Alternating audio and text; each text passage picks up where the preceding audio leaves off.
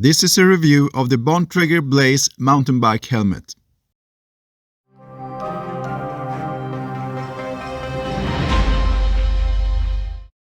Can you put a price on safety?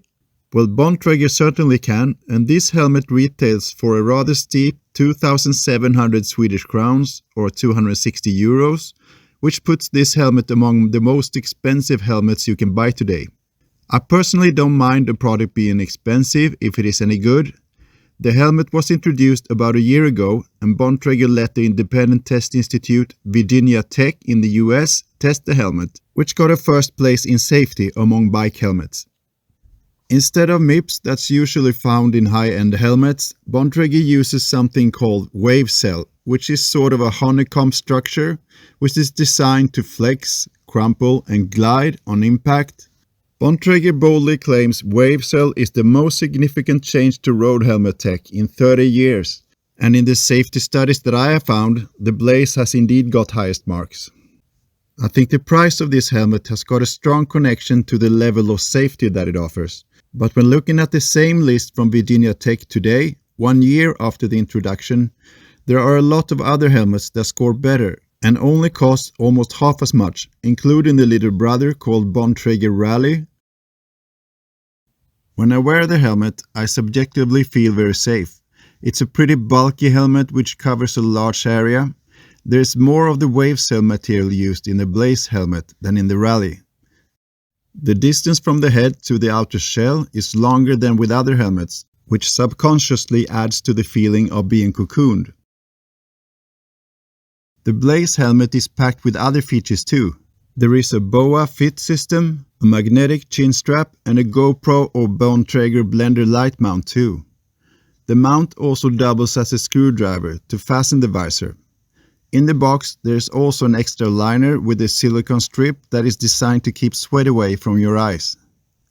The BOA system can be positioned in 5 different levels and the adjustment wheel is easy to use.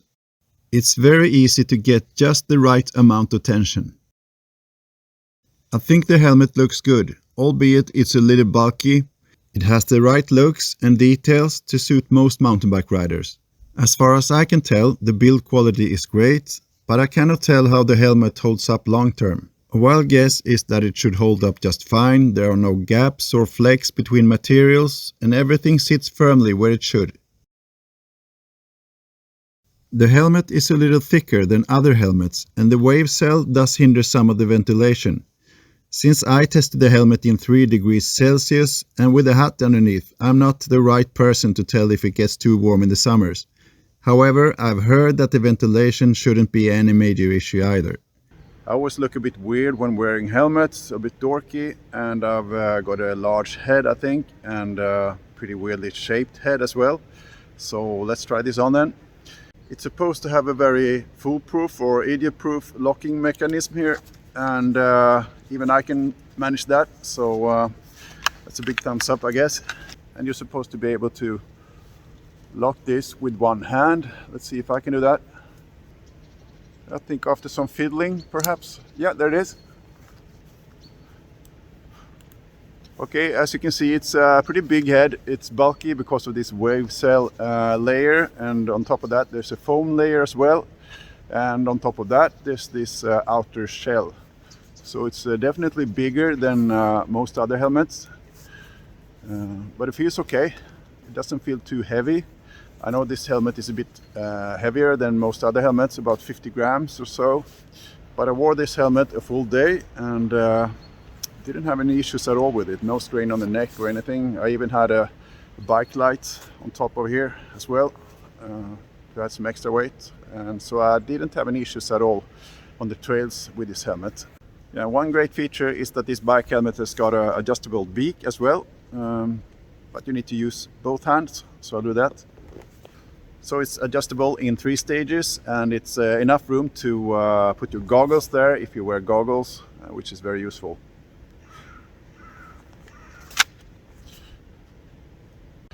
Then there is this BOA adjustment system back here in the neck. It's very easy to find the right amount of pressure, and it doesn't only retract here in the rear, the system goes all over the helmet. so it's a really snug fit. But unfortunately this helmet does not suit me that well, despite all these fancy adjustment systems. The problem is that my head is a bit weirdly shaped, so the helmet pinches right there and right there. So I only noticed this after a full day of use. So even if this is one of the world's safest helmets, I cannot wear it actually. It's not a helmet for me. That's not because of the helmet itself. It's because of my weirdly shaped head, I guess. So I need to look for another helmet. Just one quick thing. Just want to demonstrate the quick lock mechanism here. It works really well. This is where you put your GoPro or your bike lights, and it pops off just like that, very easily. It is difficult to say if the Bontrager Blaze helmet really is the world's safest helmet, but I'm very pleased that Bontrager gives it a try to disrupt the markets of helmets and is breaking new grounds when it comes to helmet technology. This is only the first iteration, and I'm looking forward to what Bontrager will release in the future.